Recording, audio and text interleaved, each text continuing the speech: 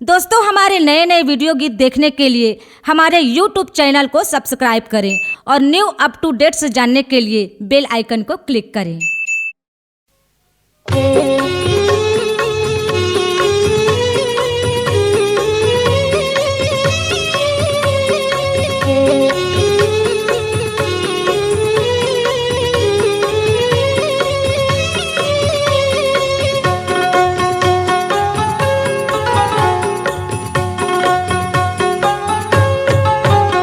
मैं काला लेके जाऊं काकर संग जाऊं, संग के जवैया साथी कोनो नहीं है ना।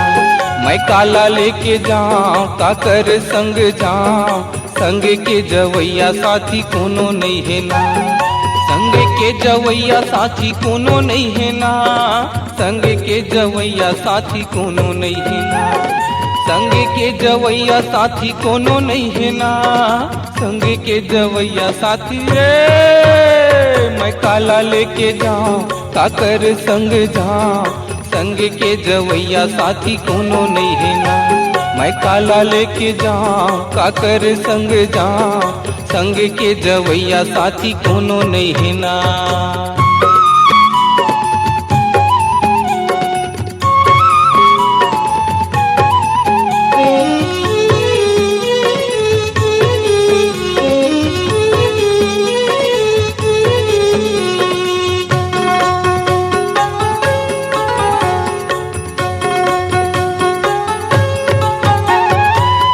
संग जाही के है अंग कर नारीला, अंग कर नारीला। दूसर संग जाही के है संगी संग वारीला, संगी संग वारीला। तीसर संग जाही के है अने धंधो गानीला, अने धंधो गानीला। चौथे संग जाही के है काया जिने गानीला, काया जिने गानीला।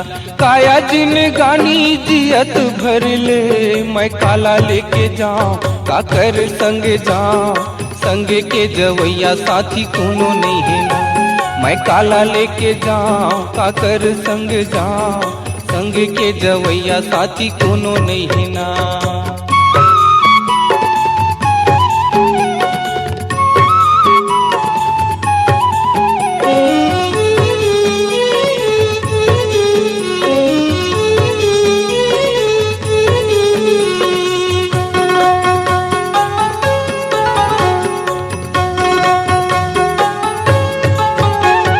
पांचवा संग जाही के हैं बेटा यऊ बहुला, बेटा यऊ बहुला।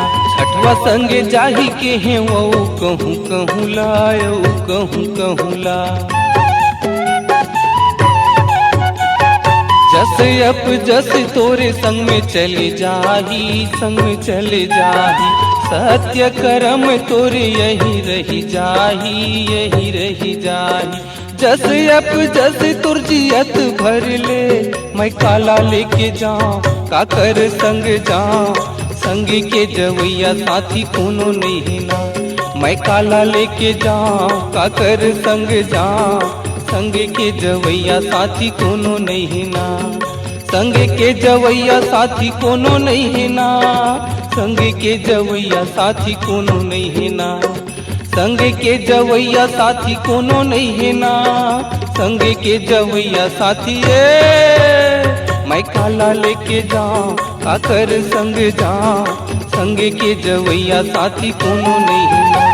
मैं काला लेके जाऊं काकर संग जाऊं, संग के जवैया साथी कोनो नहीं है ना। संग के जवैया साथी कोनो नहीं है ना, संग के जवैया साथी कोनो नहीं है ना। संग के जवैया साथी कोनो नहीं है ना। C-Log Digital Recording Studio, Cordoba. Contact number 9907119215.